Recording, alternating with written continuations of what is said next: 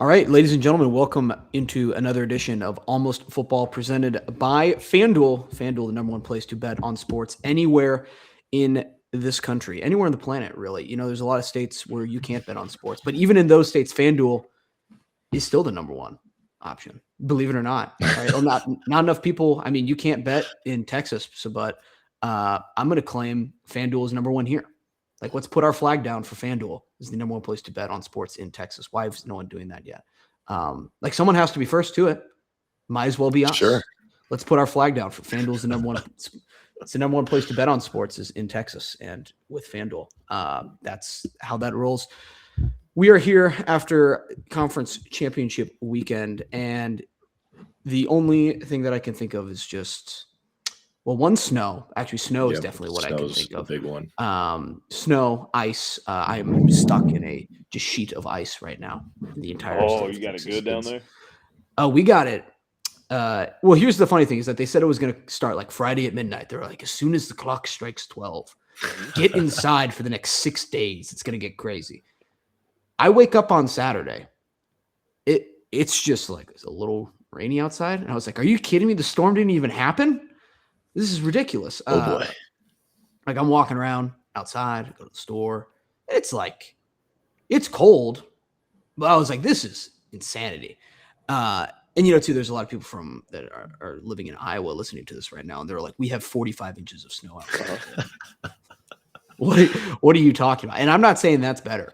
But or that it's, I am saying it's worse. But this is just, hey, we're in Texas. This is a little different situation we're working with. Not down prepared here, okay? for it. Like that, like this is like when a high school football team is playing another high school football team, that offense seems really intimidating, right? But if that high school football team were to go play the Seahawks this weekend, they'd be in big trouble, right? So like if Dallas were to receive the Iowa weather, they'd be in big trouble. But when that high school football team, when Dallas is playing the normal Dallas weather, it's still pretty intense for us, okay? Yeah, that's what I'm trying to say. You got there. Yeah, we got there.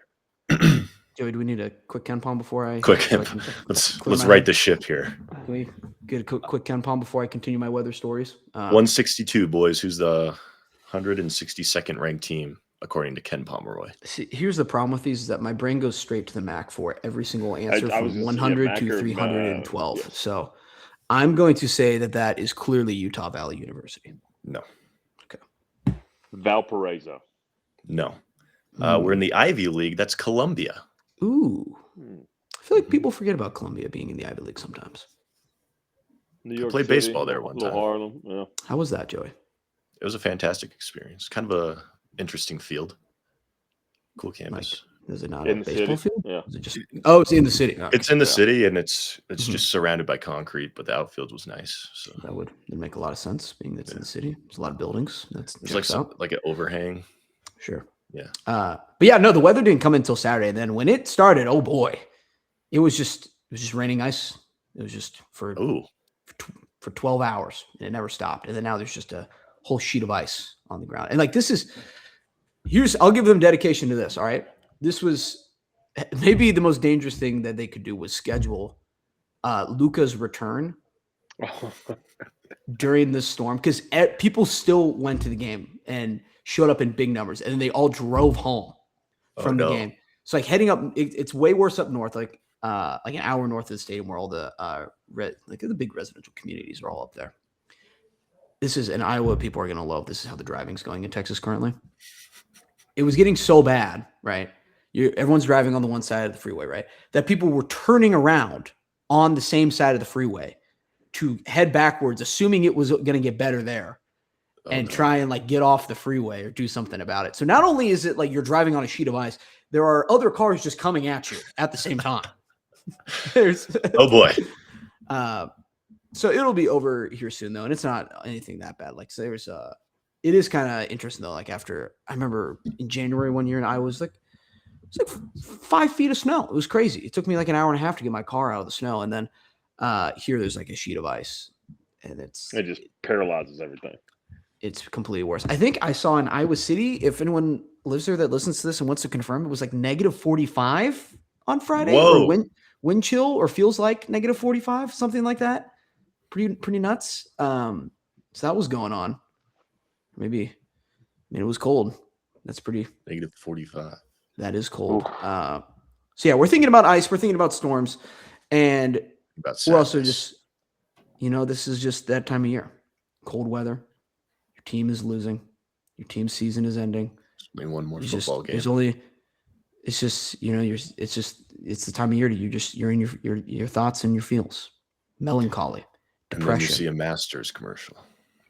And then you see and you have 30 seconds of happiness. While you haven't seen the sun for 4 months, your team is losing in a snowstorm. You're at a small Irish bar. There's no lights, no windows. It's cash only. Dark liquor. It's all you can think about. It's all you can consume. Dark liquor, dark bar. And then azaleas for 30 seconds. Jim and Nance. And you're like, hey, things are going to get okay. And then it's back to misery immediately afterwards. Yep. Then it's a commercial for a bank that you've never heard of before. And you're like, it's back to winter, back to what we're used to. Is this what the advertisers want to hear? Is this what FanDuel was expecting for their podcast stuff? No, probably not. I don't think so. We'll just cut to the chase. AFC Championship, Patriots defeat Broncos. Here's my unfiltered thoughts, okay? Did I expect Jarrett Stidham to take the Broncos to the Super Bowl? No. When he threw that touchdown pass to put us up second drive, I fully expected us to win the game by multiple touchdowns. I was like, we are so back. Jarrett Stidham is the fastest man alive. He's the greatest quarterback I've ever seen. He can win a Super Bowl for the Broncos. And that was pretty much the last time I felt moderate joy. Yep. And it's Monday night. No, that next drive was a good one. And that's the one that ended in misery. That was not a good drive. I would really strongly disagree. It was to get to 4th and 1 and then go for it. Yeah, that take the points. Bad drive to get down there. No, take the points. I'm just saying he looked good on that drive. He did look until good. the 4th and 1, and then that was it. That was it. Now, take the points. And then it's an interesting game because it's not like the Patriots also accomplished pretty much nothing on offense the entire game. Final score is 10-7. I understand the weather played a factor. It got pretty bad, but if you watch the first half of the game, the weather started in the fourth quarter. The first 3 quarters of this game, there's also nothing going on. And it is a little frustrating and this was like watching Iowa football in 2022. People understand this. It was like Jarrett Stidham was doing like a Deacon Hill impression where it's like, there's moments where after the second drive, I'm thinking if we kneeled the ball every play and then punted it away, there's a chance we win this game. Like we just turn over our offense time right now because like Jarrett Stidham out there, I don't know who keeps telling him to do all these shovel passes. Like the first one, you get one chest pass a season. It's two-handed. Right? You get one chest pass. And he does one early on. It's like, whoa. That was odd, but it was incomplete. And it's okay. We'll all forget about it. But you definitely can't do that again. And then he does it, and it's a turnover. And then he keeps doing it throughout the game. Like he has like 4 of them. I'm like, who keeps telling you to do? There's no way the QB coach in practice or Davis Webb, passing game coordinator, is like, now start doing chest passes. Yeah. Like you're Jerry West. There's no chance that that's a real thing. So I'm very frustrated about that. Gosh, though, when you are in a situation where it's like, if you just don't do a stupid chest pass, we probably win the game is absolutely insane. Now, inversely, you can make the argument of like, well, Vrabel probably wouldn't have felt the need. Like, Vrabel felt so comfortable up 3 points. Like the way they were calling plays, like he was like, there's just no chance that they score on us. There's no way. So maybe he would have been more aggressive if Bo Nix was there. Maybe would have been more aggressive if Jarrett Stidham wasn't just doing shovel passes the whole time. Who knows? But based off of what we were watching, it was an indicator of like this defense is so good, everything's kind of working in our favor, and all we had to do was just not do a stupid shovel pass. Yes, and maybe we're good. Yeah, I want to blame that on Sean Payton though. I think Sean Payton lost us the game because, first of all, take the points on 4th and 1, but then you put your guy in that situation. The Patriots obviously knew we were throwing a screen. They brought everybody. Sure. Change up the play call a little bit, or just just punt, go down, do something else other than give them the ball. Now, kneeling on 4th and 1 might have been a little bit of a stretch, Joey, but I like to see your vision there. I like the I'd put you in a gifted and talented program for creativity for that play. Well, I said take the points on 4th and 1. Yeah, I think going up 10-0 could have changed everything. 10-0 would have felt good. I thought he was playing well at the time. I think, there had to have been. I didn't know the weather was supposed to be that bad, but there had to have been some indication like this is going to get ugly. Halfway through the second half, if not earlier. 10-0 would have been a huge lead, and then he just has more confidence. Like he's got more points, but I didn't think it was a great 4th and 1 call. Yeah, I don't know if I even really dislike going for it on 4th and 1 there. The statistics have shown for a long time that in these playoff games you have to be aggressive and go take points when you're on that side of the field. Yeah, and that's what I said. I don't know. It's just you just gotta. The weather would be. I would just run it a little bit forward, man. Just we don't need some running around nonsense, making a backup quarterback run into pressure and throw on the run. Let's just hand it off. QB sneak, why not? Is it a little suspicious? Okay. The Patriots are wearing all white. The second they take the lead, a blizzard comes. It starts snowing. And you can't see them. They're camouflage. Full-on blizzard. Seems a little suspicious to me. I do. I don't know if they brought the weather. There were moments in this game where Stidham almost got picked off, and I was like, I don't know if that is a problem with reading the coverage or if he just literally couldn't see him. Didn't see him. Got a guy out there in a ghillie suit. Got 11 of them. He's unable to see anyone out there. I think on that the last play, he gets picked off.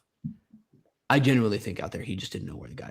They were far enough downfield. I don't think he knew where they were. You couldn't he would never admit it. Yeah. But I think if we had a moment of honesty, the fans are looking around, they're like, I can't see what happened on that play, and I'm on the same yard line as him. There's just no way. Yeah, I had friends texting me from Georgia, and they're like, "Is it really that bad?" And I would show a video, and there's for those who listen, there's a Ace Hardware right across the street from where I live. Okay. And you couldn't see the Ace Hardware when all this is going on. It was complete whiteout. Okay. And so, yeah, man, if you're trying to throw 30 yards down the field, you're just throwing blindly. That's football weather. Football weather. There. Unfortunately, so the Broncos are getting a new stadium. This is kind of a side comment as well. And it's supposed to be a canopy. It's supposed to be kind of a dome. I heard retractable. Retractable. Yeah. Well, this is too. They say that the Colts have a retractable dome, but they only open it twice a year. Yeah. So you just have a dome at that point. I thought we were going canopy. We don't have a real dome. We have a real dome. I think it's retractable. I think. Okay. We'll put a pin in that. Regardless, Grant, what's the point we're at? What's the point? Yeah. I was upset about the dome before. Until yesterday. And then I watched this game and I'm like, maybe it's not the worst idea we've ever had. I don't know. Maybe if at some point during this game they're just close it up, I wouldn't have hated it. As long as I think I am pro snow football games when I feel when it works for my team's favor. How does that sound? Absolutely. Yes. But if my team loses one, I am incredibly frustrated. You watch one that's not your team. That's awesome. Love that. Yeah, that'd be even better. Bears. It was tough. Yeah. Mm-hmm. Did you see Will Lutz lined up 1 yard too close to the line? Yeah. It got blocked. Not great. Football weather. Don't love that. But who knows? That could have happened indoors as well. Maybe. Probably not. Probably not. That's okay. I'd like to think. Probably not. I know that was too. Every time, for being a terrible weather game, I've never seen both teams so confident that their kickers were going to make just ridiculously long field goals. Yeah. They were marching. The Patriots marched him out there for a 63-yarder at one point. I was like, there's just no way you genuinely believe he's going to make this. I get we're at altitude, sure, but that, guys. It's also 7 degrees. We can't. There's guys that can't throw it 15 yards right now. This is crazy. What are we doing? For the Broncos, though, this one stings because basically, here's what I don't like too: is that everyone's you go on Get Up this morning, you go on every local podcast you've got. Everyone's prediction is well, Bo Nix's legs would have been really nice to have in this game. Well, Bo Nix probably would have won this game. That's unfortunate. Part of me kind of wishes the Patriots just quick, easy death and just put it away. But slow okay, bleed. Yeah. We're good. But when you lose 10-7 and it's from like a chest pass, and you're just like, and our quarterback gets hurt on the second to last play of the game right before this game, and it's just all sorts of pain and misery. But good news, 12 weeks from right now, Bo Nix will be healthy. Yep. Bo Nix will be good. We get a lot of the defense back. Get a lot of the defense back, and we get $30 million. $30 million. Because the Russell Wilson contract is officially over. Did you realize that, NFL? We were doing this all with $30 million in debt to Russell Wilson for some reason. Our highest paid player this year, Russell Wilson. So that's been the biggest loser out of this whole playoff scenario. Who was the biggest loser? Russell Wilson. Broncos AFC Championship. I was the biggest loser, but okay. Yeah. Go ahead. Seahawks Super Bowl. Tough. Steelers look horrible. Tough. Yeah. I don't know if that is that really, do the Steelers bother Russell Wilson? I don't really think so. Nah, I don't think he's really on. I think the Broncos and the Seahawks are the two. Well, now too, you get the Patriots Seahawks, all sorts of replays. Goal line pick. Sure. Big loser. Just got to blame it on someone. Did you guys hear Mabel? I did hear Mabel. Hi, Mabel. Welcome back. That's a recurring guest, Mabel. Now, the Patriots on the other side of this, for one, by the way, the Patriots just already being back in the Super Bowl is not great. I saw that. Unreal. I think since 2002, I believe, one Boston sports team in the four major sports every single year has at least made it to the conference championship game. Or like they've played in a game that could send them to the championship. That's the way that they put it. So between the Red Sox, the Bruins, the Celtics, and the Patriots, every single year there has been, if you root for those teams, you have had one game every single year for the past 23 years where there was like, we could go to a championship right now.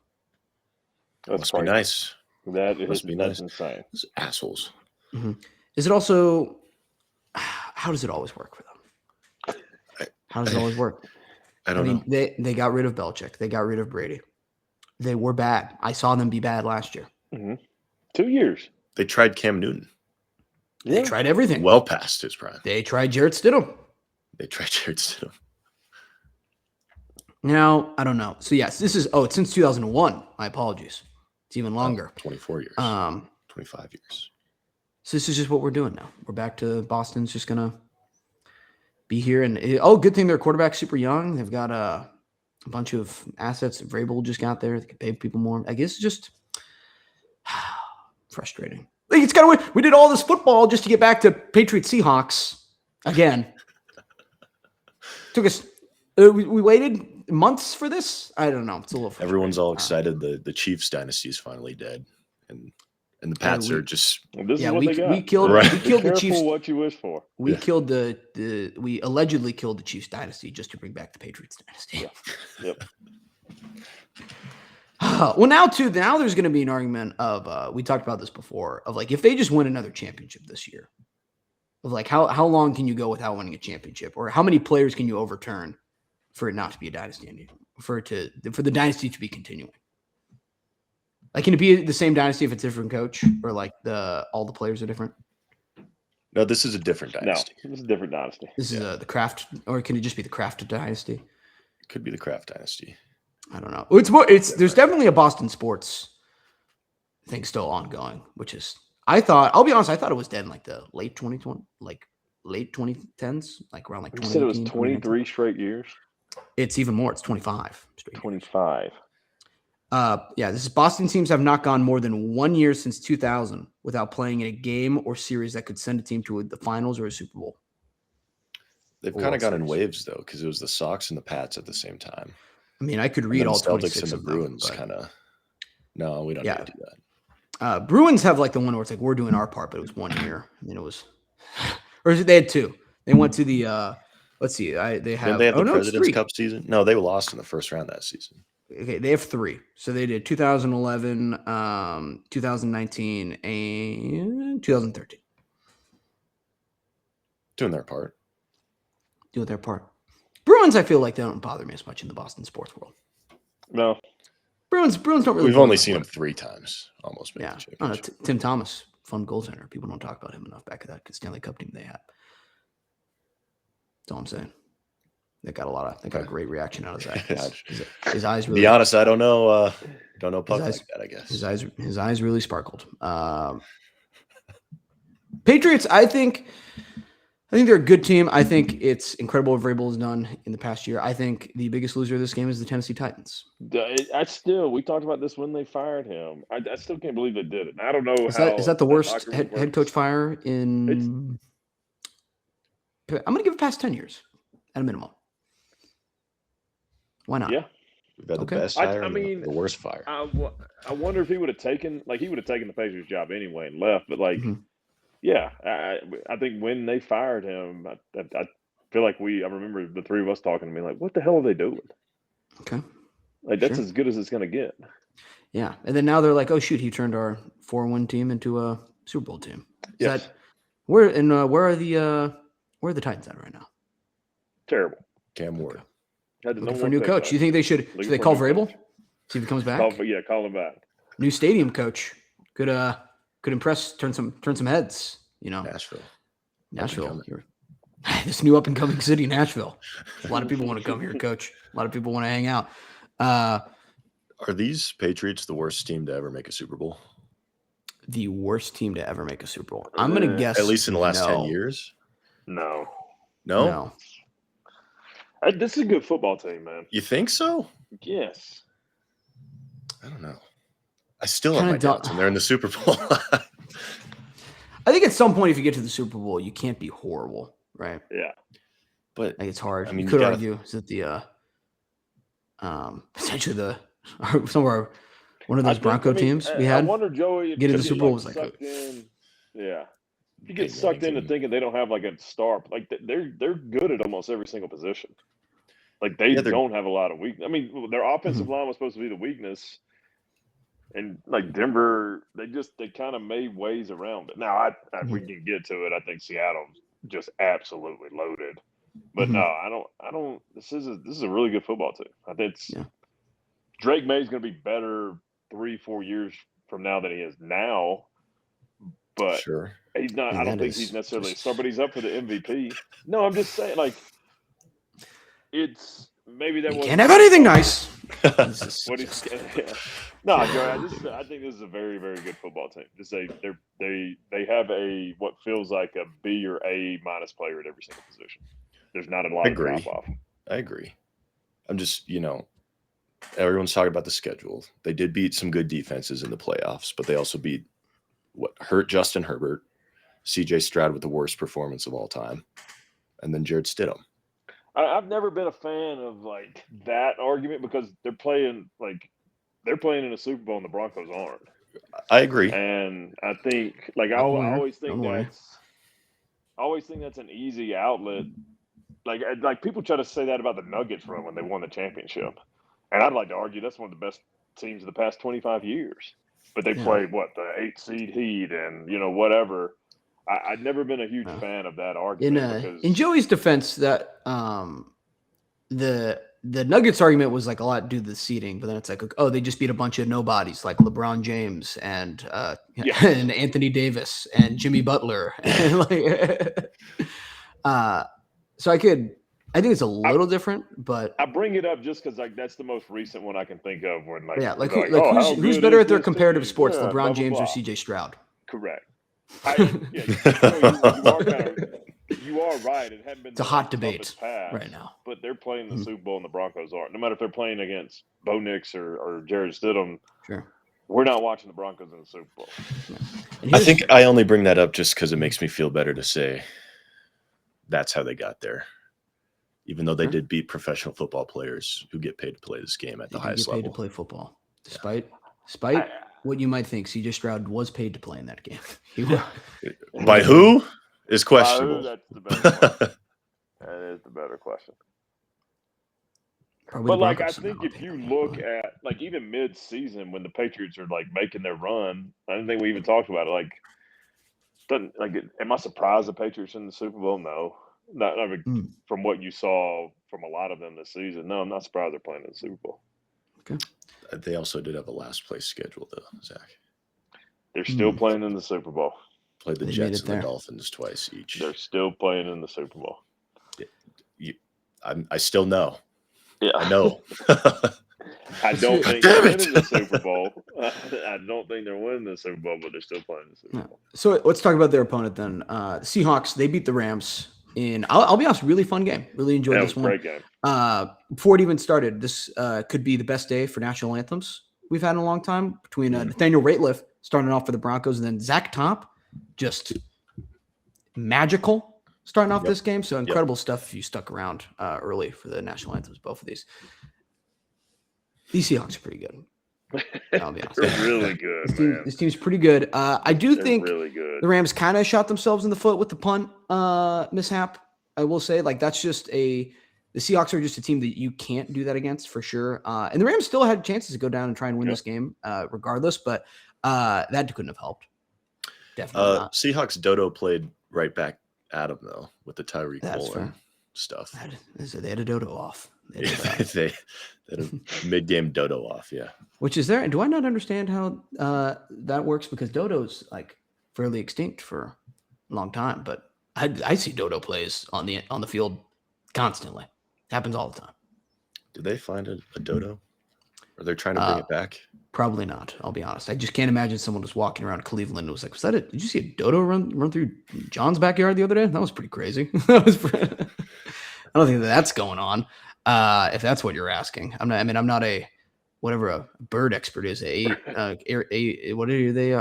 What are birds? Nope. Aviologist. I don't know. It just can't be. I know. Sam Darnold's Sam Darnold's a bird expert. He's got the bird app on his phone. He loves. He just sits around and he listens for bird calls all day. He's like, that Sam was a confirmed report. Confirmed. Okay. Yeah, Sam Darnold's really good. Confirmed. Yeah, Sam Darnold good confirmed. Here's what's fun too about this is that either Drake May or Sam Darnold is forced to win a Super Bowl in 2 weeks.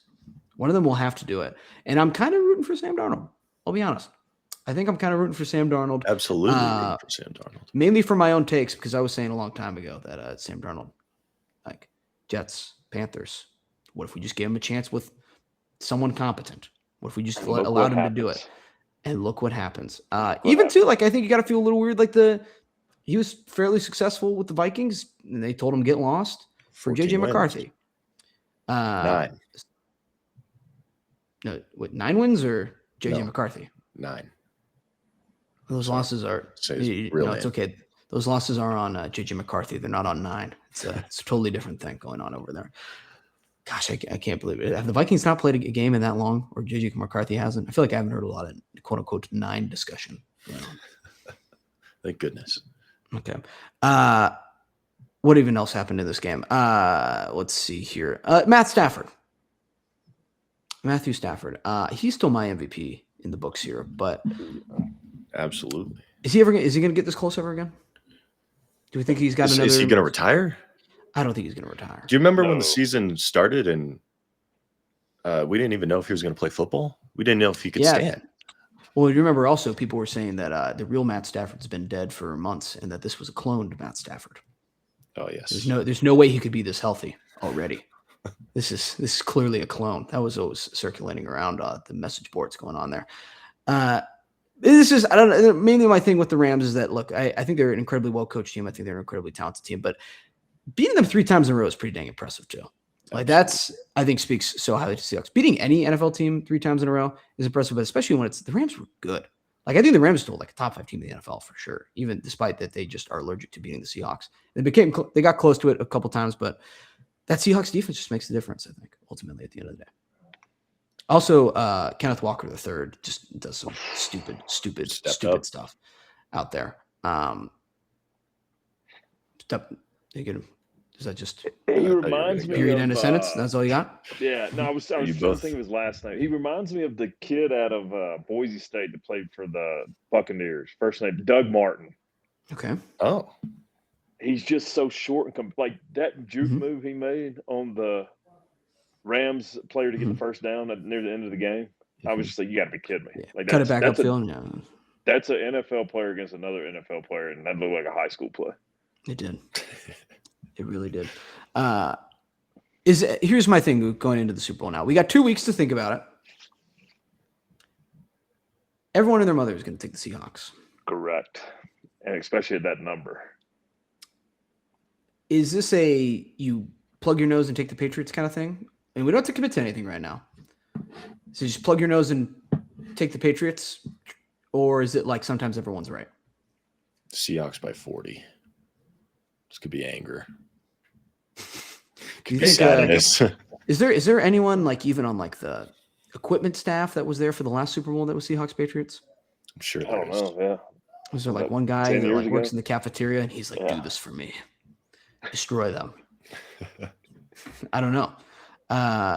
There's that, I guess, but as an element to it. But they, I don't know. I that's kind of going through my mind right now. I was like, I think the Seahawks are a much better team, but I will almost have to take the Patriots plus points in the Super Bowl. That's good for you, Grant. You can see past it. See past the Patriots of the dynasty. Yeah, and I don't think I've won a Super Bowl bet in quite some time. So Good. This is Good. That's There we go. how does that make people feel? Oh, I think we hate bet the we took the Eagles out of hate Yeah. last year. No analysis, just pure hate. Worked out pretty well. That's usually how I gamble. Yeah. Just pure I hate. don't know. The Pure Seahawks hate. just feel like Yeah. a way better team. Mhm. They just feel like a way better team. They do feel much better, but that's all I got. That's all you I got? think, No I think but? it's like if you're asking me right now, I think the Seahawks win. let's I think, see Grant frozen? it's more here towards. what we can do while Oh, he everything's was. frozen. He was. Are we back?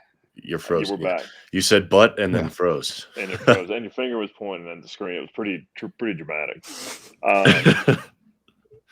I do feel like this is like everybody's right. Like Sometimes Seahawks everyone's is right. better. Sometimes, But that was how this game was too. Is like Seahawks minus 2.5. Everyone took them. Well, sometimes just everyone's right. Just how it works. Joey, give us another KenPom here real quick while we're talking some NFL.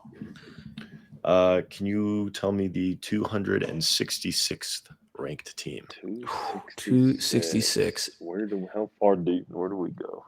What kind of can I see conference? Lindenwood? No, Ooh. Okay. not Lindenwood. Show me Lindenwood. Can we get you like the Family University of Feud Kansas buzzer? at Kansas City, the Fighting Kangaroos. No. UMKC. Sticking in the Ivy League. Brown. Wow. Mm. Yeah, Brown. Ivy League deeper than people talking about? Don't want to go on the road in the Ivy League right now, that's for sure. Can we get an update? Can you just Command F and tell us where LIU's at? Our Sharks? Lindenwood? No, 246. Long Island University. Oh, LIU. The Fighting Dolphins. Sharks. Sharks. Sharks. Jacksonville. I'm just going to scroll down. No, it's in Long Island. No, the Jacksonville Dolphins. Okay, there you go. Nope, can't find them. Sorry. That's not good. Okay. That means the season is probably not going in a good direction if they cannot find you on KenPom. Usually that is a bad sign. Okay, good. Do we have any other NFL comments we want to make? This is now too, guys. We gotta start focusing in, right? If you're not watching college basketball now, get in on it. All right, start dialing in. NBA, Jokic is going to be back soon. Blades Brown, watch out. Blades Brown, watch out. Scotty Scheffler. How old is Blades Brown? Dynasty. 18? He's 18. Can we invest now? How hard would it be to get Blades Brown on here? Do you think he has a? I'll ask him next week. Okay. Just hey Not here's impossible. would you like an informational brochure about a super average podcast? Would you like to be would you like to be his first guest? I Like need second y'all guest jump on outside the of bandwagon too, though. Sam Stevens, my guy, Sam Stevens. It's a podcast for dogs. Its first guest was a cat, and you'll be number 2. Yeah, that was kind of mean to the dogs. To have Well, a cat on. It's probably why our dog listenership has gone so poorly recently. Yeah. Our market amongst Dobermans has really dipped recently. It's not as good as it once was, but we're gonna win them back slowly. It's off season for the Doberman. Oh, look at it. Look at Izzy. It's a good dog. Right Izzy there. on the screen. That was good. It's a good podcasting moment right there. There Sex was. talk. Yeah. College hoops. A couple things I want to talk about a little bit with them. We're going to start in the Big Ten. Illinois, Purdue, one of my favorite games from Saturday. Illinois goes in there and gets a win. And there's a lot that I could go over with Illinois right now. I think they're a really good team. I think the top 5 teams in the Big Ten right now are all pretty dang good. I don't know with Nebraska's current schedule, how good they are, but we're going to find out in the next week because they play Michigan on Tuesday, the day that this comes out. And then I think they play Purdue as well right after that. And then maybe Illinois as well. So their next 4 games are pretty legit. Gauntlet. Coming up. So we're going to find out just how good Nebraska is. Now, with that being said, I don't think you can be like absolutely horrible and be 20-0. But I don't know if they're like the number 5 team in the country right now. Is that fair? Yeah, I think that's probably fair. I don't think they're less than 15. Like, I've seen them play a couple times. This is a good basketball team. Yeah, sure. And horrible coach. Like, there's no doubt about that. How are they going to find a way to lose in the first round this year? Like, if they can't win a tournament game with this squad, UAB. Will it ever happen? Who was that? Jelly? Who was the guy from UAB that just chucked up threes? That guy ruled. We'll have to do some. There's like 3 people right now, and we have a big listenership in Birmingham. So Auburn player Chance Wesley. It was Chance Wesley. Mentioned. Former 5-star, I believe. You can knock that out on your Almost Football bingo card for 2026. Will we mention Chance Wesley at any point? Chance Wesley. It happened. Yeah, UAB leading scorer. So that was kind of my Nebraska thought. But Illinois, here's the deal with them. So first of all, this game versus Purdue, absolute chaos the entire time. They had a player who had 46 points in a college game. Keaton Wagler, I believe is how you say that. Yes. 46 points, only 4 assists. Not a big fan of sharing the rock down there, but it's hey, if you're putting up 46 points, why are you just keep shooting? Why are you passing? Yeah, but I mean, he went 13 of 17 from field goal and then 9 of 11 from 3-point. So it was clearly working for him. He didn't really miss much during this game. And then also, did you guys see the quote after the game from Markovic, or however you pronounce that game, or that name? No. However you do this stuff. However you pronounce any word in the English language, because I clearly can't do it right now. He had early onset patino. Oh. Do we want to hear the full quote? Let's break it down, yeah. So he missed the game due to injury, and this was on the local news. This is an interview that he had on local CBS News right afterwards. I mean, probably, I'm not saying, but probably my team wouldn't be able to win without me, and just that thought, and I'm not playing, even Northwestern game or this game, and me not playing and we lose in some situation, but we probably wouldn't against Northwestern. But if we lost today and I wasn't playing, I would kill myself probably. I had that thought, and that's it. All right, so yeah, that was early onset patino. It's a joke for 12 people out there who watch the clips of us of Patino just threatening to kill himself on after winning a bunch of Big East games over the past 2 years. So that's so that's all going dedication. On with Illinois right now. But that team is really good. They do, and this is too Nebraska. They beat Illinois, so it's like I said. Again, do I think they're the number 1 team in the Big Ten right now? I don't know. Michigan's an 11-point favorite, so probably not. We'll see. But that's just a predictive measurement. We have no idea. Anything could happen. So there's that there. And then Purdue, even watching Purdue play Iowa and watching Purdue in these games, Purdue is definitely a good team for sure. But I don't really feel the dominance, I guess, right now of the past 5 Purdue teams in a sense. And this can only lead me to one conclusion, is that this Purdue team is going to find a way to win the whole thing. The moment everyone is done with Purdue, they're like, Trey Kaufman can't do it. We got Braden Smith out there. They're going to finally find a way, and it's going to be like, hey, he finally did it. I saw, it might have been Andy, somebody gave their tournament prediction. It might have been either Andy Katz or somebody in. We have huge beef with Andy Katz right now. Yeah, we do. Because he does a top 37 or 40, I think, and he just refuses to put Iowa in it. Dude, he did that to Auburn. Acknowledge us. He does that to Auburn. He just look. I'm not saying you got to put Iowa in the top 5, but he is teams that he is Ole Miss in there who we beat for we dominated the entire game, and then he was like, I don't think Iowa's top 40. But go on. Sorry. He had, or whoever this person was, had Purdue winning the national championship, and I'm like, I don't. How do you watch this team and think that? Thinking on a bigger level. and that's a great point. Yeah, there's just there seems like some weaknesses there. Yeah. I like Braden Smith, but like I just can't see it win a national championship. But like you said, Grant, with us talking about it right now, go ahead and shoe it in Purdue national championship. Yeah, why not? I mean, it could. I don't know if it's necessarily going to happen, but it easily could. And then, like right now, I think after Nebraska, I'd say there's probably gap, and then at least based off record now, no watch. We find a way to ruin it for Nebraska a decent amount. So I'm like, hey, there's a game coming up, so we'll see what happens there. In terms of Ken Palm, like Ken Palm loves the Big Ten right now this year. Ken Palm, absolutely, like between Michigan, Michigan State, Illinois, Purdue, Nebraska, and then Iowa is at 21 right now in Ken Palm. Like this, they love the top half of it. Now, don't go looking for where like Northwestern is right now on Ken Palm. Don't go digging that deep into it. But you better close that Ken Palm tab also. They love them. I'm looking at the schedule now. Close it. I'll close it right now. I'll close it. It's all closed up. You think I was guessing Lindenwood because I had it open?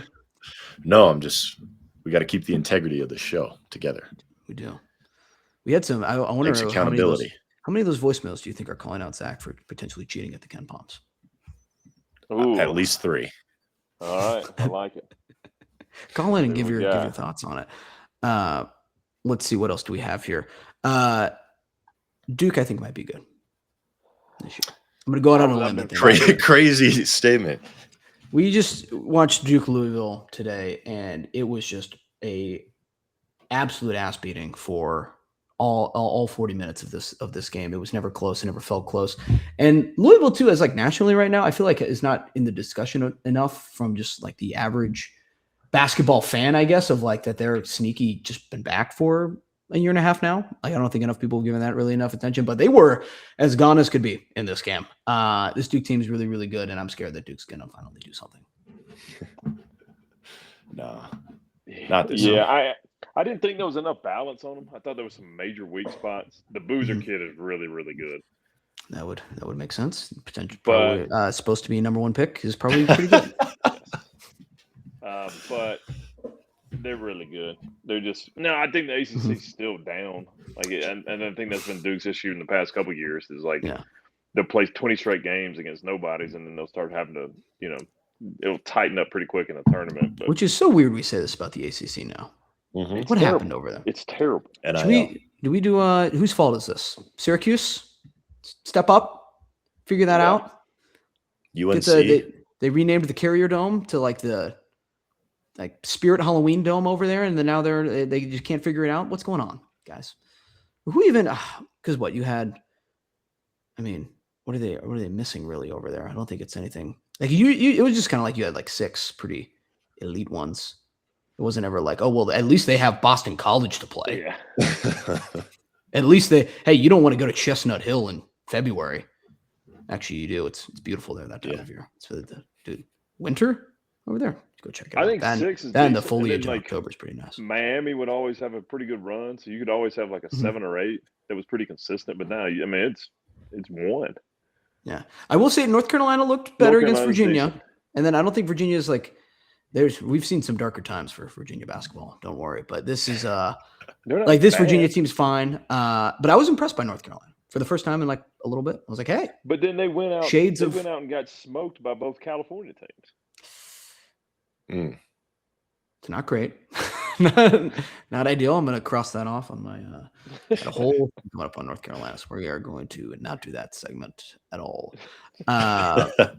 Auburn, big win over the weekend. You fellas, are you feeling good? Revenge. Final Four revenge. Okay.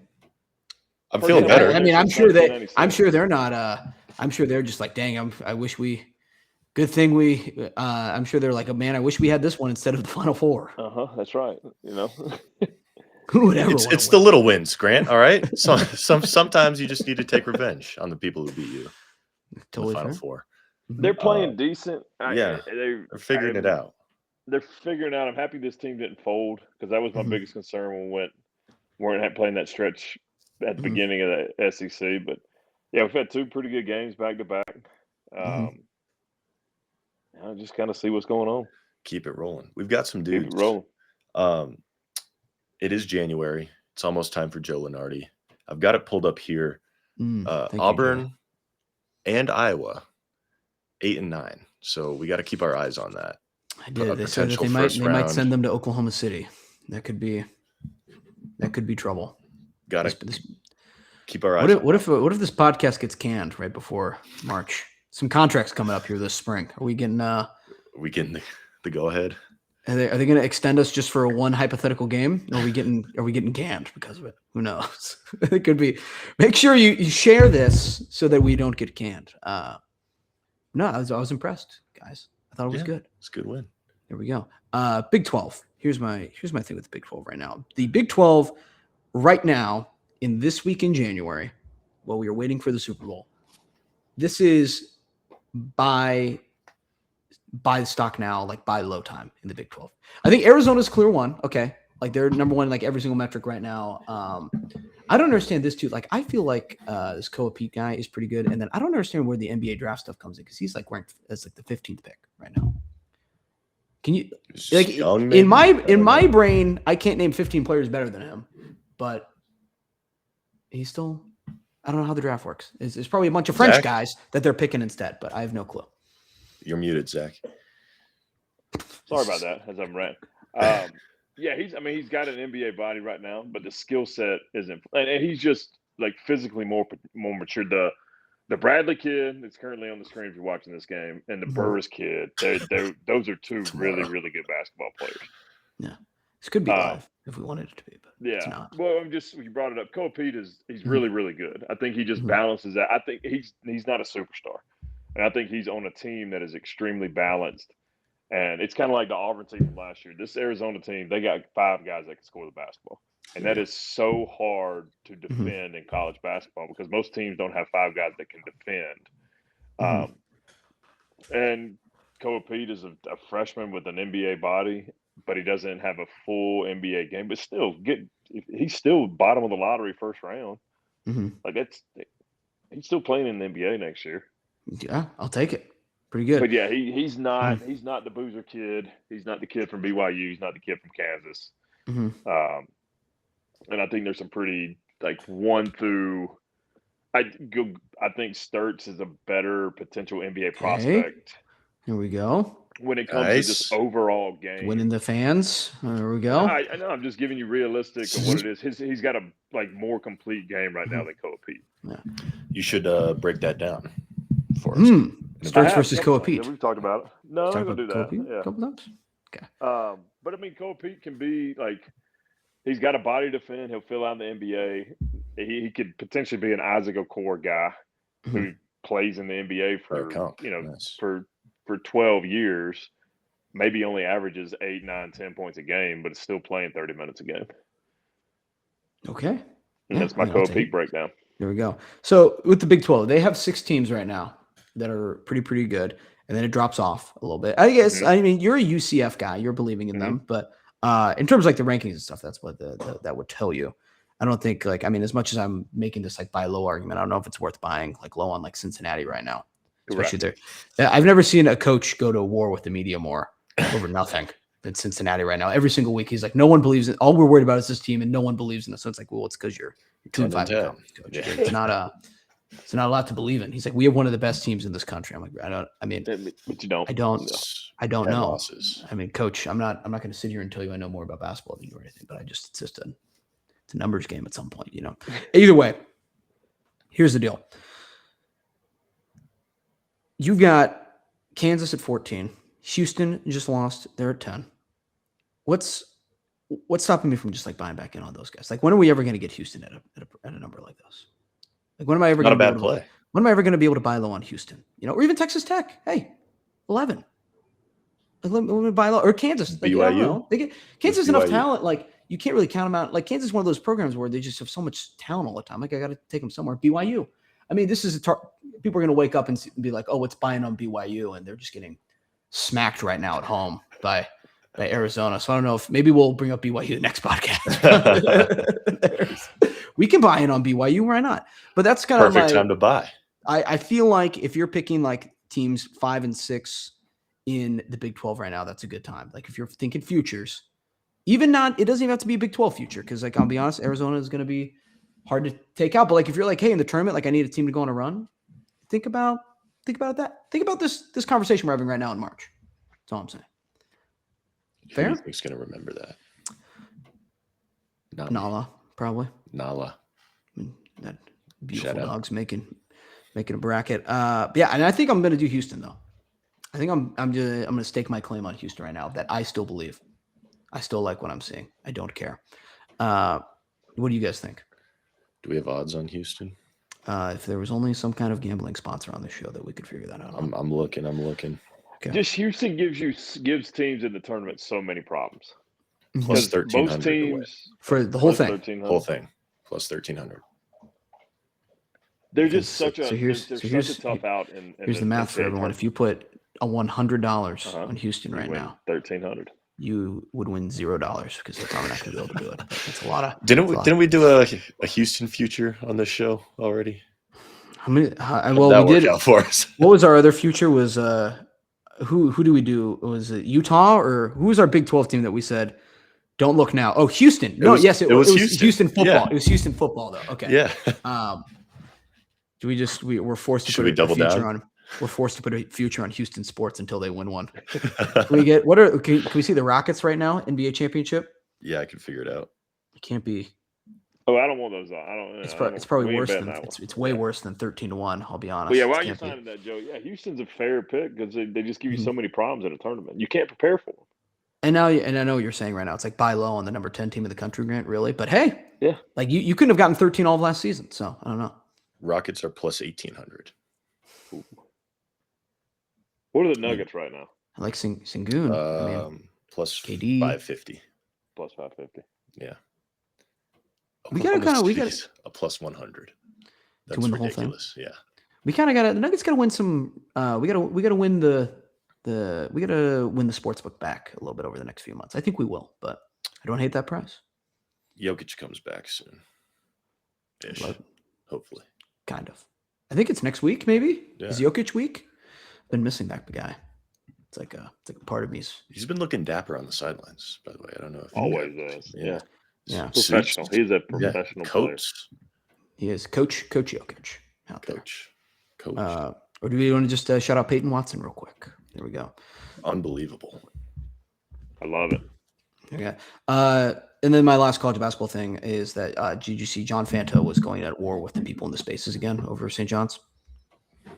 How about his outfit from the other day? How about this is just our John Fanta segment. Okay. Yeah. We got do we want to do we'll do the St. John spaces first, and then we'll do his outfits, I guess, which is good for a podcast, is an outfit breakdown. Regard obviously did not close the game out because they have trouble. They're terrible. They're terrible. We're terrible. Like again, you're an idiot. Enough. Terrible. Get off. This is Grant. I don't have time for people who are going to come on here and just go off and say terrible and bad and stinks and this and that. That's ridiculous. You're not terrible. He said calling in here saying St. John's is terrible. They're top 25 in Ken Palm. They're top 25 in net. They're not terrible. The weather's terrible this weekend. My football team's terrible. St. John's isn't terrible. They're terrible. Bunch of crap. We should clip that. I cut it up. I cut it short. There's 14 more minutes that goes on for, but no, I'm just kidding. It was all good. But yeah, I was like, we're really in college hoop season now that Johnny Fanta is just getting in screaming matches with Big East basketball fans on a Thursday night. We're back to what we love. And we love John Fanta. Is what we love. I think he's moving networks though. I think he's an NBC guy coming up here soon. Really? I think so. I think he's Johnny. I think he's moving around. He's moving. I don't know what he's doing. On the move. Oh, he's moving too. I saw they put him out in the snow again. Did you see that? They always love putting John Fanta out in the weather. For being a non-weather man, he sure does do a lot of reporting from harsh weather. I don't know what that just could be does he live in Cleveland?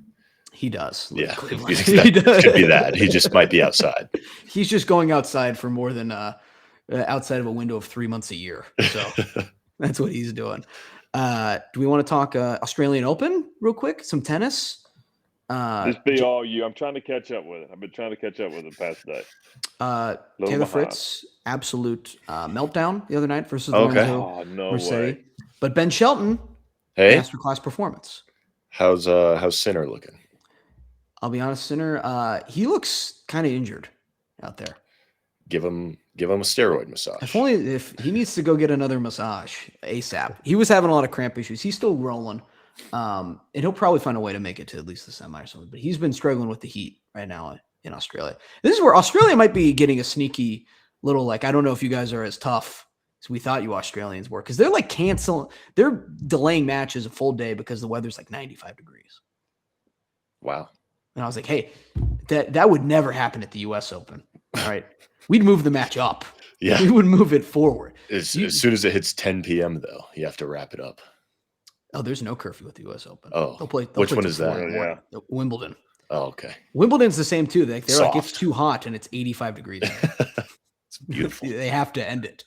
But it's fun. And here's what Joey made a good point about this earlier, and I'm going to steal this point because I'm allowed to. If you're a college student right now, you live in Iowa City, you're coming back from Brothers, you're coming back from the airline, you're coming back from DC's late. You got the boys around. Like, hey, let's kick it for a little bit longer. We're all having a good time, right? So got a couple beers at the house, got a couple things going on. Just hang out a little bit more. Let's enjoy each other's company.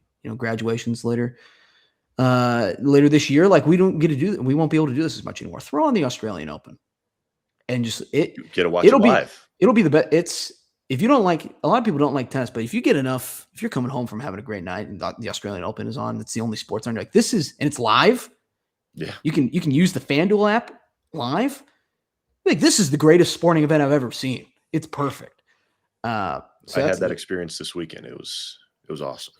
That would be my Australian Open advice. But yeah, Ben Shelton is our only hope. And now I think Ben Shelton is our only hope moving forward as well. Is Fritz done? It's not done, but in terms of major championship, I don't know. It just might not happen. It just might not happen. I really don't know. It really might not happen for anyone not named Carlos Alcaraz or Yannick Sinner moving forward, if we're just being really honest, for the next 15 years. But and they used to say that about Federer and Nadal, and then this dude Novak Djokovic showed up. But which it could happen. It could be guys. Our guy Lerner Tien, American. Oh yeah, he's in the quarters. He looks good. A little bit younger, but he's down right now though. Is that a? Oh boy. Okay. Trevor and Travis. Let's get it. ETN, just one set. No, just TEIN. Can we get a score update on that, Joey? Or Zach, since you're watching? He lost the first set 6-3. He's up in the second set 5-4. Okay. All right. He's being Zverev not very well liked. He's kind of viewed as a villain in the tennis community, especially by women. So I'll let you just draw the conclusions there. Just what's going on. Oh boy. Hey, we're not. We're just. Hey, we're not saying it. Sinner's favored to win, actually. The whole thing. -110. What's Alcaraz? +110? +145. Okay. Oh, well, I mean, Alcaraz, this is the one he hasn't been able to win. He has really struggled in Australia. So I could totally understand where that's coming from. BYU kind of making a slow comeback here, by the way. Within 11 now. And you would not know that based off of BYU fans. They're partying like they're up 45 points on Arizona right now. This is a feat to see. We have some voicemails, so they might do something in a little bit. But Lerner, chance to get back in here a little bit. Lerner TN. Yes. Lerner. He's our new hope. What are you gonna? You better, when he comes on here for his championship interview, you better be ready to roll, Joey. Hope you've studied your tape. I'll be ready to roll. I'm just intrigued by his name. Give us a Ken Palm real quick while I pull up the voicemails. Let's do Ken Palm, guys. 92, the 92nd ranked team in Ken Palm. Zach. Princeton. No. Grant. What Ivy League teams have we not named yet? Harvard? I was going to do Harvard, but I threw you guys off. It's Hawaii. Hawaii. We are just creatures of habit, man. We're just all right. Here's our first voicemail. And by the way, we were discussing this beforehand. I remember I said someone was going to get $50. I do not remember what the threshold was. We have 4 voicemails today from 4 different people. I do not remember what it was, but I'm going to give out $50 anyway. If only there was a recording of someone us is going to get it. Making so that like statement. if I said we get 10 voicemails, someone's just getting it anyway because I feel generous. But now we're setting the line again. Next week, we need how many do you think? 6. We need 6. And we're going to write that down this time. We're going to remember. We're going to remember how many it was. How are we getting these people their money? Venmo. How do we know who they are? They were supposed to send their Venmos. Okay. Did they do that? I don't know. Okay. We'll see. We'll figure it find out. out. We'll figure it out. If you didn't send your Venmo, you're not getting the money. I'll be honest. Nor should you expect it. What am I going to do? Like walk to your house and drop off a bunch of Prussian francs? Like what are we doing here? It's the franc. 6 voicemails. Whoa. Zachary? There's water, everybody. He's drinking water. All right, here's first voicemail. Let's go ahead. Hey, G-Bone, hey, Zach. Oh, boy. Well done, go Hawks. This is Drew down in Georgia. Born and raised down here, but bleeding back and going for the whole 38 years of life. Just want to say, you guys freaking rule. Oh, thank you. Now that football's pretty much almost done, but yeah, looking forward to the rest of the takes. So happy the Super Bears lost. Really hate Ben Johnson and Caleb Williams. I think they're trash people. Oh, okay. That's yeah. just because I'm a Packer owner. All right, you guys keep killing it. Thank you. All right, no question. No question. I From love it. Like, just wanted to give us a statement. Couple questions for you, actually.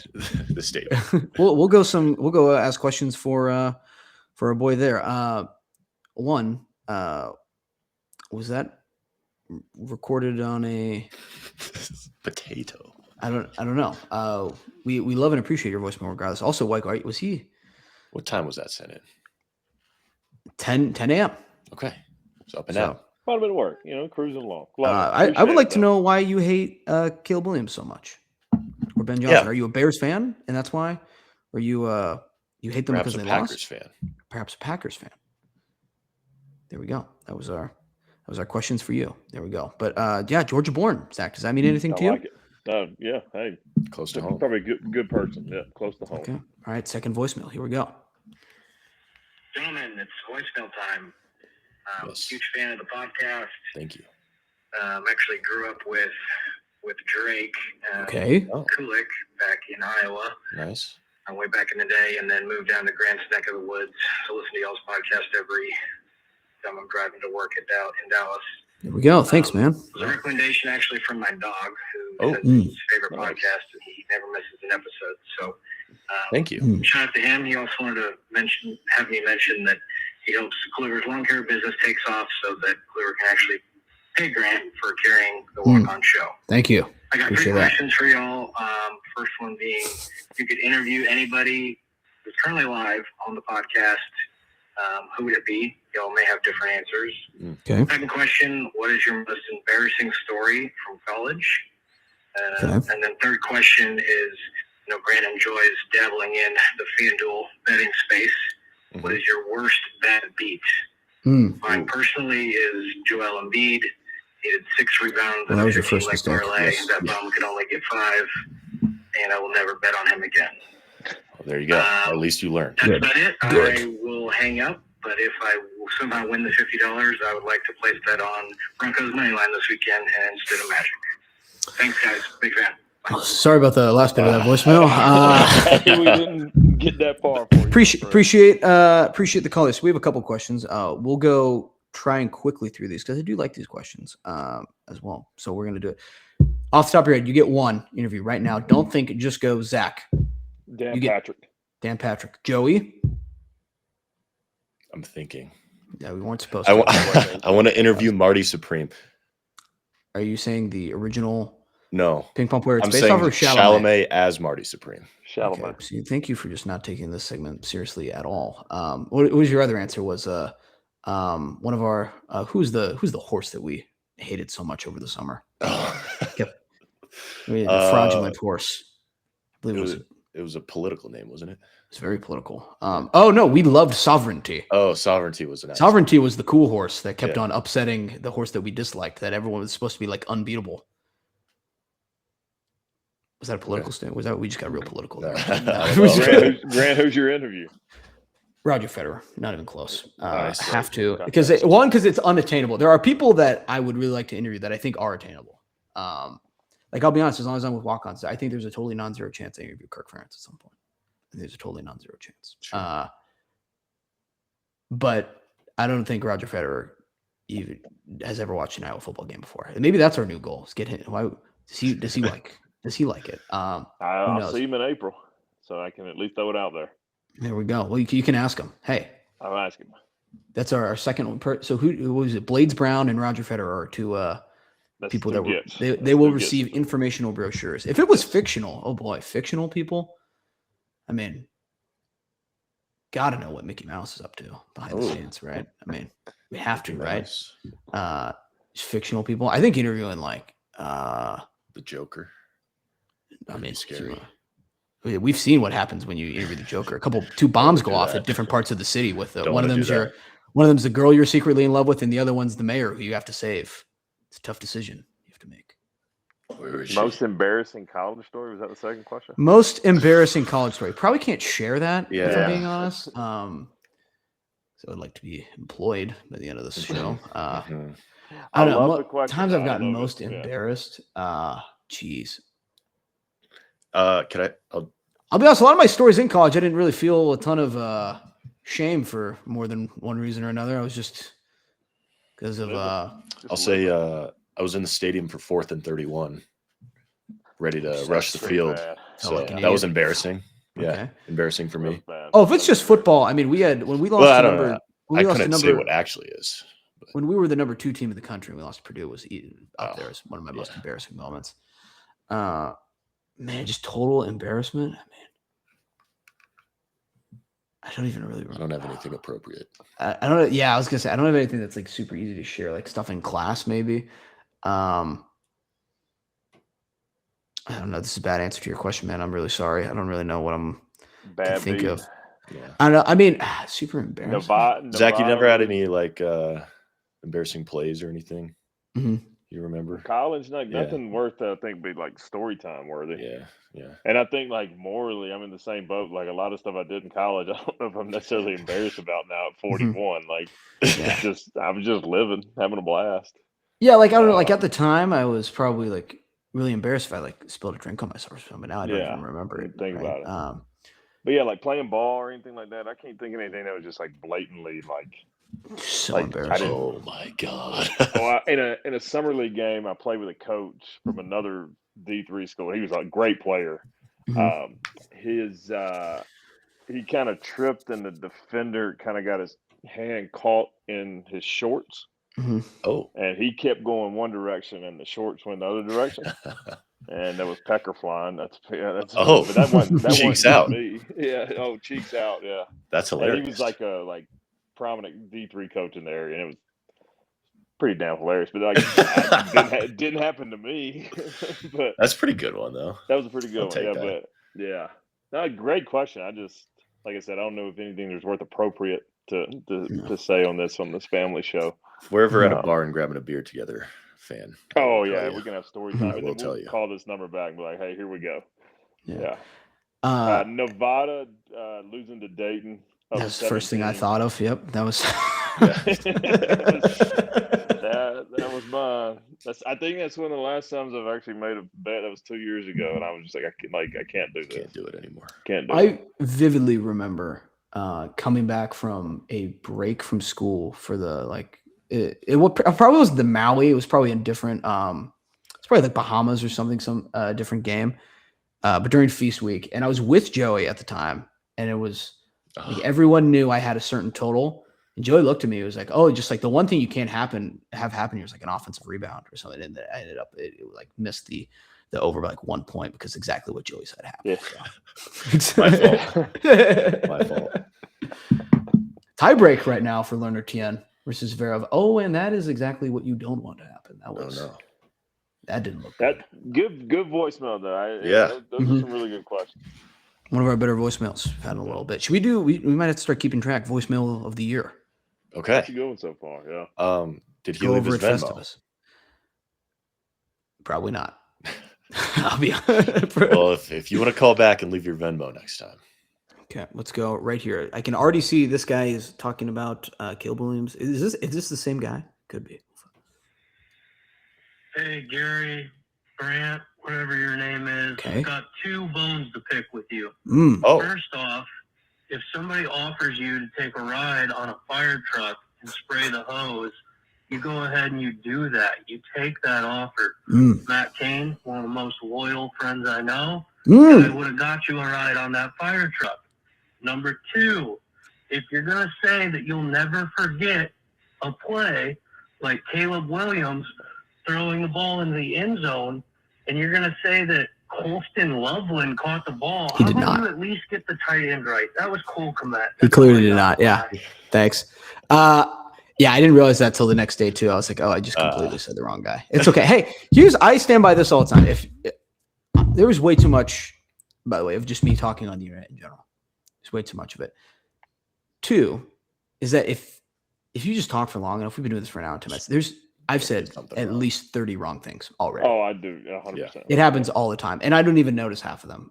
So I appreciate you saying that. And here's a little backstory on this. Please tell. So there used to be a show on the Patreon we did. It was called Drake and Gary Friday, and we would just talk on a Friday for about an hour. It was fun.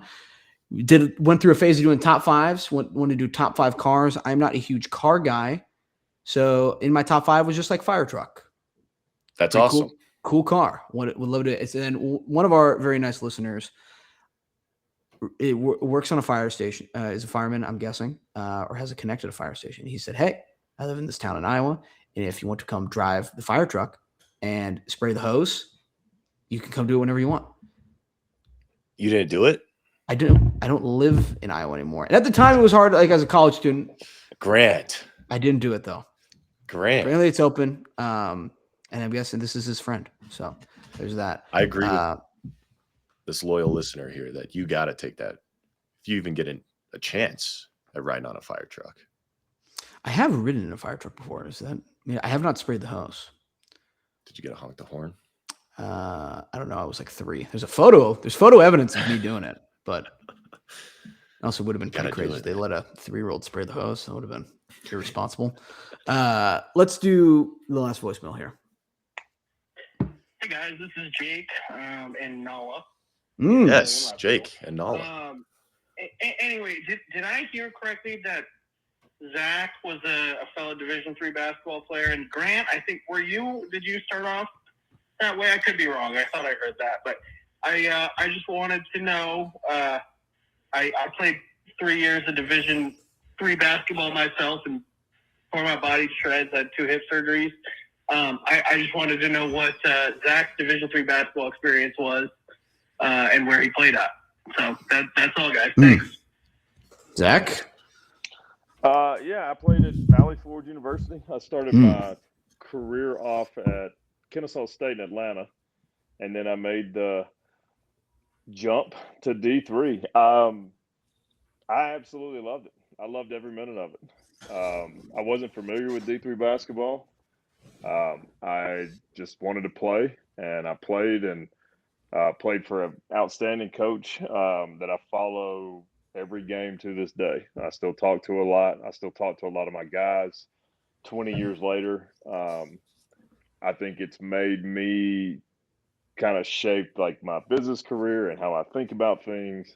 I did, a lot of it had to do with the coaching that I had. A fellow by the name of John Mack, he's at Lancaster Bible now, still just absolutely crushing. Just one of the best skill and like how to use your body and basketball players or coaches I've ever been around. So yeah, I am very fond of D3 basketball. I still follow it way more religiously than I probably should, but I love it. I love everything about D3 sports. And yeah, just nothing but absolutely positive memories. I hope you have the same. Yeah, great question. I'm a basketball junkie at heart. And so just getting to play not only high school and then get to play college and then it being competitive was I couldn't ask for anything else. There we go, Zach. Very good. Yes. I did not play D3 basketball to answer your question. No, I played a year of D3 lacrosse, the Rhodes College in Memphis. Roll Links. Which I've seen a lot of debate too, that apparently the Tide are the only people that can roll. I think the Lynx can roll. I don't really care. The Wave? Roll Wave? I'll roll Wave. I'm fine with that as well. Like I don't think Alabama owns that. I don't think that they get to just own all that. So well. Don't.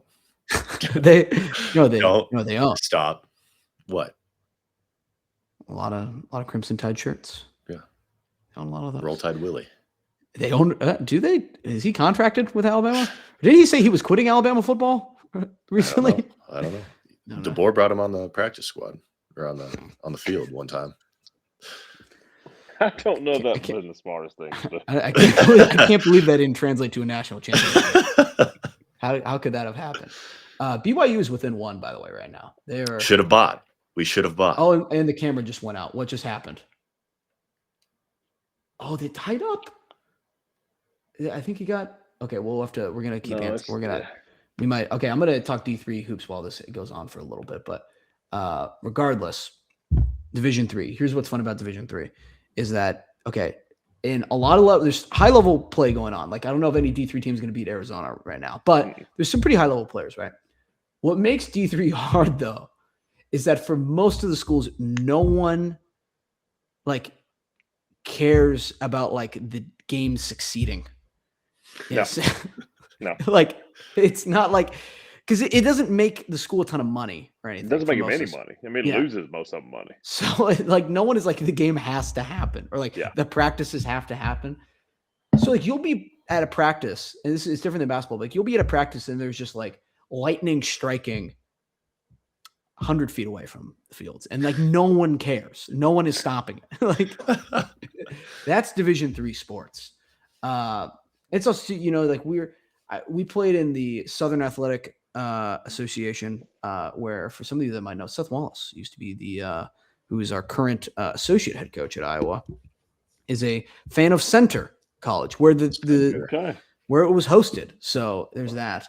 I do think about it all the time. I was I did an interview with probably the next coach of Iowa football and asked him about Division 3 football and what was going on over there. So that was one of my better journalistic moments potentially. But we stayed in a motel down the street where we had there was cigarette burns through the sheets. And then my friend, his roommate just had a handprint on the sheets. It was that's D3 sports right there. All right. There's no courtyard. There's no courtyard Marriott in D3. Yep. Are you serious? You're crazy. Lot of Golden Corral. Of Golden Corral on the road. Mm-hmm. I remember I did not take Spanish in high school, right? And we ate at a restaurant in where is it? Danville, Kentucky. I'm gonna say where Center is. I'm gonna say in Danville, Kentucky. It was called Mi Pueblo, which Joey means my town. Okay, and I thought the restaurant was called Mr. Pueblo. So I kept asking, in a moment of brilliance. It was we're having some fun. Our season was over. I was asking everyone, I was hey, where's Mr. Pueblo? And all the servers what are you even talking about? We have no clue. I'm well, he's clearly here. That's what the restaurant's called. No, it's called Mi Pueblo. It's not. And I was well, my jokes have been just airballing so horribly. Maybe that was my most embarrassing moment of college. There you go. It was there. Do we want to see this last play of the BYU game, even if you're still listening? Did you make it this far, listener? Probably not. Oh, yeah. Probably you got trivia while we do this, and then we'll get a live reaction. Oh, trivia. Shoot. Yeah. Okay. I forgot about the trivia. Trivia. I have it. Okay. Let's go, Grant. Can you tell me where the coldest Super Bowl was held? A lot of chilly games this weekend. What city hosted the coldest Super Bowl in history? New York. No. Okay. Zach, do you have a guess? I was going to go in New York. Now, is this kind of a trick question? Does it it could have been in a dome? Is this an outdoor Super Bowl, or is this was an outdoor Super Bowl? Okay. The coldest outdoor Super Bowl. I feel that Patriots Giants could not have been warm. There's just no way. That was the coldest outdoor Super Bowl. Probably it's like Super Bowl 3. Yeah, something crazy. It's Super Bowl And it's 6. Okay, there we Probably go. like Houston. Yeah. It was at Pittsburgh? Tulane Stadium in New Orleans. In New Orleans. Okay. 39 degrees. Mm. It's very chilly. Gardening weather. Tulane there. Uh, Okay, so BYU is going to get one more play here, and they're just going to have to chuck it up, I think. And it wasn't even close. All right, that'll end it. So I think we can buy. We feel better buying on BYU now. 3-point loss to number 1 team in the country. Is that really People buy getting low? smoked, man. Yeah. Should have bought at halftime. That would have been nice. So we should have been rooting against them. Learn Etienne wins the tiebreak, by the way, or one set apiece. Learner.